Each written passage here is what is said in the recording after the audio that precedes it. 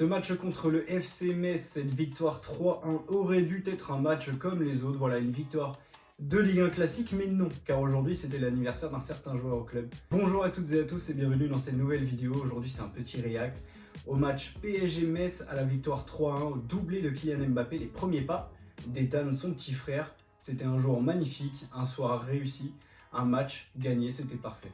D'un point de vue compo, on a encore été vachement surpris. Voilà, j'ai pas trop compris ce que Luis Enrique avait essayé de faire encore une fois. Un peu comme le match précédent contre Lille. Résultat, voilà, une première mi-temps absolument horrible. La première mi-temps était nulle. Paris avait 80% de possession de balle. Je sais pas si tu captes, 80. C'est énorme. Et en général, quand le PSG a autant de possession, le PSG ne marque pas. Bah, ça s'est bien prouvé en l'occurrence, parce qu'en une mi-temps, 80% de possession de balle, deux frappes. Deux, je suis même pas sûr, c'est peut-être une, mais je crois que c'est deux. Deux frappes, voilà, pas du tout mis le gardien adverse en danger, c'était catastrophique. En plus, du coup, c'était un live commentary sur TikTok, on était plein. On n'avait pas grand-chose à se mettre sous la dent, si tu vois ce que je veux dire. Donc, ouais, un peu déçu la première mi-temps, voilà. Il n'y avait pas vraiment de joueurs qui étaient meilleurs que les autres, que ça soit d'un côté comme de l'autre. Évidemment, de toute façon, Metz ne jouait pas, ça on a l'habitude. Hein, quand on joue contre Metz, de toute façon, ils viennent pas pour jouer. Ils mettent le bus derrière et puis ils jouent au contre-attaque, ils balancent des mecs qui courent à 58 km/h, ça espère dribbler tout le monde, etc. Blablabla. Évidemment, ça ne marche pas. Mais ça ne marche pas aussi parce qu'on avait un très grand Danilo, encore une fois, un très grand Danilo, qui a réussi à s'embrouiller avec Donnarumma. Incompréhension, voilà, un Portugais, un Italien qui discutent, ça a l'air très compliqué d'un point de vue communication.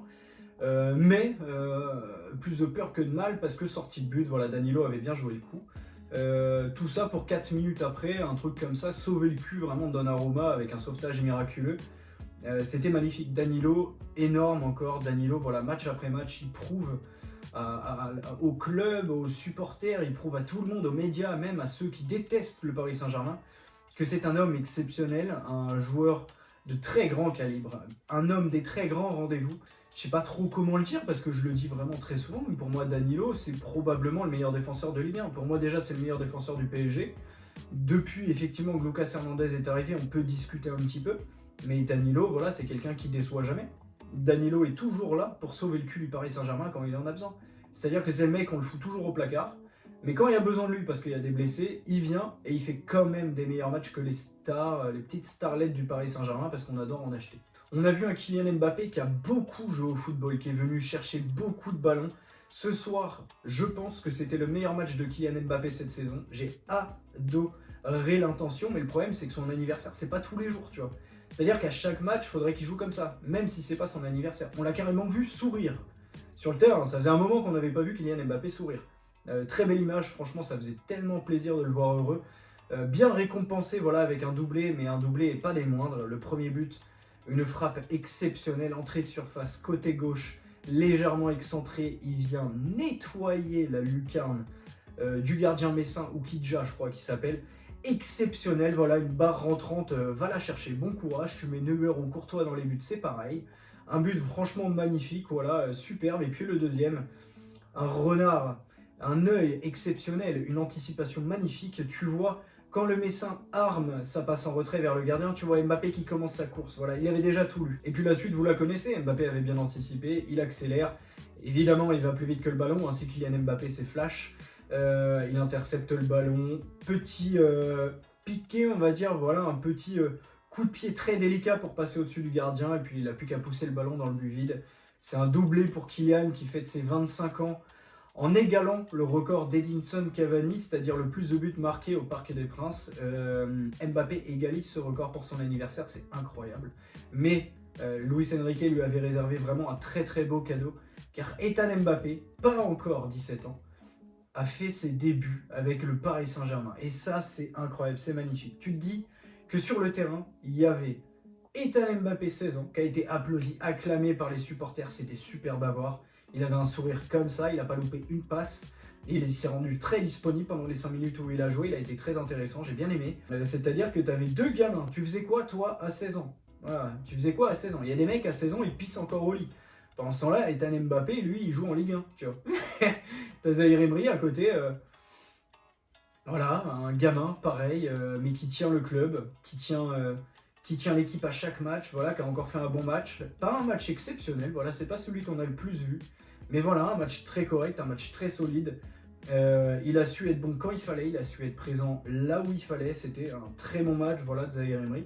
À côté de lui, il y avait un Ugarte qui a été plutôt bon aujourd'hui. J'ai bien aimé parce qu'Ugarte, on souffre un petit peu, voilà, du complexe de je suis arrivé, j'ai fait des débuts exceptionnels.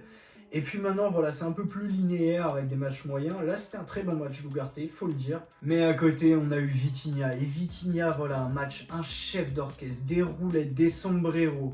Un but magnifique, un but de numéro 9 sur un service magnifique de Lee Kang-in. Un centre léché, vraiment. C'est pas une passe décisive, c'est une offrande, vraiment. Tu mets ton pied en opposition, il y a but. Mais il fallait faire le déplacement. C'était un vrai déplacement numéro 9 que Vitinha nous a offert. Un déplacement qu'on n'a pas vu avec des Kolo Muani, des Gonçalo Ramos jusqu'à présent. Un but superbe de Vitinha, voilà, pour un match complet, un match réussi, un match superbe dans la construction. Défensivement, il était présent. On l'a vu beaucoup redoubler et dédoubler avec Barcola, avec Mbappé, c'était superbe. Mais ouais, un match exceptionnel, un chef d'orchestre de fou, des petits tours de passe-passe aux adversaires qui étaient magnifiques. Franchement, j'ai adoré le match de Vitinha. Je suis très content parce qu'il a beaucoup de gens qui le détestent au club. Je parle des supporters, bien sûr. Et ça, c'est un match vraiment pour dire à tout le monde « Je suis l'homme de la situation, faites-moi confiance ». Et j'ai adoré ça. On avait un Barcola qui était aligné à gauche, qui a fait un super match. Il n'a pas été très en réussite, malheureusement. Pas très en réussite aussi parce que devant il n'y avait pas de vrai neuf pour récupérer ses centres en retrait. Dans l'intention c'était parfait, c'est exactement ce qu'on attend d'un ailier gauche. Voilà, qu'il aille provoquer, qu'il aille proposer des solutions, qu'il essaye d'être au maximum complet, on va dire, dans ses déplacements. C'est-à-dire que Barcola était autant à gauche qui jouait central que parfois il se retrouvait à droite, voilà, parce que le fait des choses avec un Kolo Muani sur la droite qui était pas dégueulasse, on va dire. Il s'est montré plus utile défensivement, presque, je trouve qu'offensivement, et défensivement, il a été très intéressant. Après, on le connaît dans ce rôle-là, Kolo Muani, voilà, qui n'a pas peur de revenir défendre et qui le fait très bien, en général. Donc Kolo Muani, voilà, c'était pas un incroyable match, voilà, il n'a pas été très en réussite non plus, mais il a été provocateur sur son côté droit, il a osé, il a tenté, et important de souligner que voilà, c'est bien, c'est ce qu'on attend. C'est ce qu'on attend de lui, voilà, Kolo Muani, franchement, je suis plutôt content. Voilà, après, pour les autres, pas grand-chose d'incroyable à dire. Un Donnarumma qui a quasiment eu rien à faire.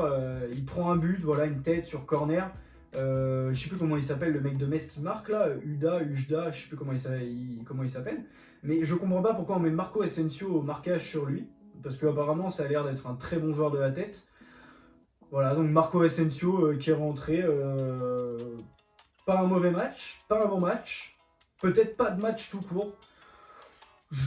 Voilà, Marco Asensio a joué, palmarès. Un peu comme l'entrée de Carlos Soler, qui n'a pas été franchement utile, qui n'a pas été franchement dérangeant non plus. Voilà, il a joué au football. Par contre, Gonçalo Ramos lui est rentré, on sait qu'il n'est pas en confiance, qu'il a du mal à s'acclimater, qu'il va monter en puissance normalement. Mais une frappe à côté. Voilà, sur une offrande, une frappe à côté. Une offrande de Vitinha, voilà, qui avait dribblé tout le monde, qui met une petite passe légèrement piquée pour passer au-dessus du pied du défenseur. Gonçalo Ramos, 1 contre 1 à côté, comme d'habitude, j'ai envie de dire. Mais bon, tout ça, c'est pas le plus important. Voilà, on va se contenter du positif. Joyeux anniversaire Kylian, 25 ans, il a bien fêté ça, avec un doublé, 2 buts magistraux, un but évidemment qui va faire le tour du monde, donc le premier, la frappe enroulée pleine lucarne, et un deuxième. Limite, le deuxième me plaît encore plus. Voilà, c'est ce qu'on attend d'un numéro 9. Tu vois, quand il joue en numéro 9, c'est ce qu'on attend de lui, de l'anticipation. Un chien, tu vois, un renard des surfaces. Un joueur qui joue tous les ballons à 100%. C'est exactement ce qu'on lui demande, c'est exactement ce qu'on attend de lui. J'ai adoré. Et puis, évidemment, la deuxième très belle image du jour, c'est Ethan Mbappé qui est rentré. Voilà, pas encore 17 ans. On a même vu Kylian lui faire une passe qui a été largement acclamée par le parc. Entièrement méritée, voilà, parce que... il faut savoir récompenser aussi nos jeunes. Et puis c'est pas un jeune comme les autres, c'est Ethan Mbappé. Il y a beaucoup de spéculations autour de lui. Il y a beaucoup de gens qui se disent qu'il est là parce que c'est le petit frère de Kylian, etc. Mais écoute, il est rentré, il a joué 5 minutes. Et pendant 5 minutes, il a montré des choses quand même plutôt prometteuses. J'espère que ce petit débrief t'a plu, mon pote. Je te laisse liker et t'abonner. On se revoit dès demain pour une nouvelle vidéo. Je te dis bonne soirée, je te dis bonne nuit. C'était El Flaco, à demain.